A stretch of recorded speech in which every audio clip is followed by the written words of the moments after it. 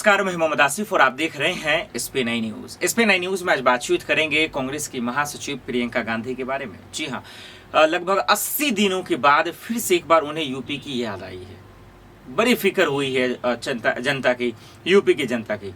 इतने दिनों चुनाव के बाद कहाँ थी, ये एक बड़ा सवाल।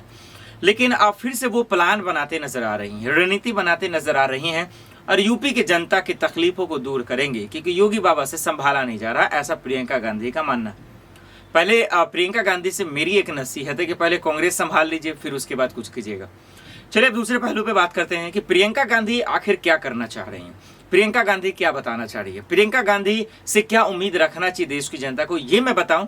लेकिन उससे पहले आप दर्शकों को ये बता देता हूं कि जो अभी की बड़ी खबर है, प्रियंका गांधी देखिए लगभग 82 दिन, जैसा कि मैंने शुरुआती दौर में ही कहा कि 80 दिन के आसपास, यानी कि 82 दिन के बाद प्रियंका गांधी को आई है यूपी की याद। जी हाँ, अब उन्हें लगा कि शायद अब अपनी नाकामी को छुपाने के लिए वो बैठी हुई थी, लापरवाही को छुपाने के लिए बैठी हुई थी।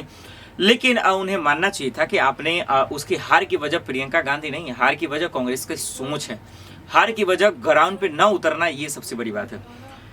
2 दिन तक बनाएंगे आगे का प्लान। लोकसभा चुनाव होने वाले हैं तो 2 दिन में प्लान बन जाएगा। समझ रहे हैं ना आप? क्या बोला जाए इस कांग्रेस को, हम और आप समझ रहे हैं कि कांग्रेस से कितनी जनता उम्मीद कर रही है।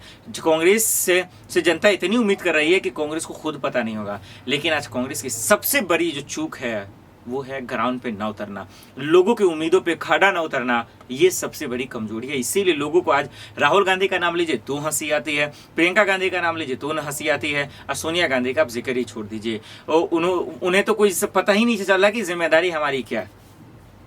यूपी विधानसभा चुनाव में सिर्फ 2 सीटों पर जीत हासिल कर पाई कांग्रेस ने अपने सबसे बुरे दौर से गुजर रही है। वो 2 सीट, अंदाजा लगाइए आप क्या हाल बन रखा है कांग्रेस का, हमारा आप समझ सकते हैं।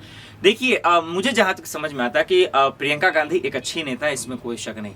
लेकिन प्रियंका गांधी के जो तौर तरीके हैं काम करने के, जो प्लान है, जो दिशा है ना, वो बेहद ही जो है मूर्खतापूर्ण है। और वो इसलिए मैं कह रहा हूँ क्योंकि आपने चुनाव में अच्छा प्रदर्शन किया, इसमें कोई शक नहीं, लेकिन आपने टाइम कम दिया, वक्त कम दिया। आज किसी भी राज्य में चुनाव जीतने के लिए आपको वक्त देना होता है, टाइम देना होता है, तभी आप बेहतर परफॉर्म कर पाते हैं। इस बात को प्रियंका गांधी को मानना ही पड़ेगा। अगर नहीं मानती है तो आने वाला वक्त उनके लिए ही बुरा होगा। देखते हैं कि इस प्लान से बीजेपी का क्या बिगड़ेगा, इस प्लान से कांग्रेस को कितना फायदा होगा। देखना होगा क्या इसी बहाने कम से कम कांग्रेस का खोया हुआ वजूद वापस तो आ जाएगा कम से कम, ये एक बड़ा सवाल है। और इसी बहाने कम से कम प्रियंका गांधी देखेंगी तो, क्योंकि चुनाव के बाद जो गायब हुई हैं उन्हें लोग खोज खोज कर ढूंढ रहे हैं कि आखिर वो गायब कहाँ हुई है। तो चलिए दर्शक, आप क्या सोचते हैं प्रियंका गांधी के इस प्लान पर? जो प्लान बनाएंगे, अभी बनाया नहीं है, 2 दिन का वक्त लेंगी, उसके बाद जो भी अपडेट्स आएगा हम आप तक जरूर रखेंगे। लेकिन प्रियंका गांधी को 82 दिन के बाद अब यूपी में फिर से एक बार देखेंगे। आप क्या देखते हैं कांग्रेस को यूपी में? आप हमें कॉमेंट कर जरूर बताएं। फिलहाल के लिए इतना ही, मुझे दीजिए इजाजत और आप देखते रहें SPN9 न्यूज। नमस्कार।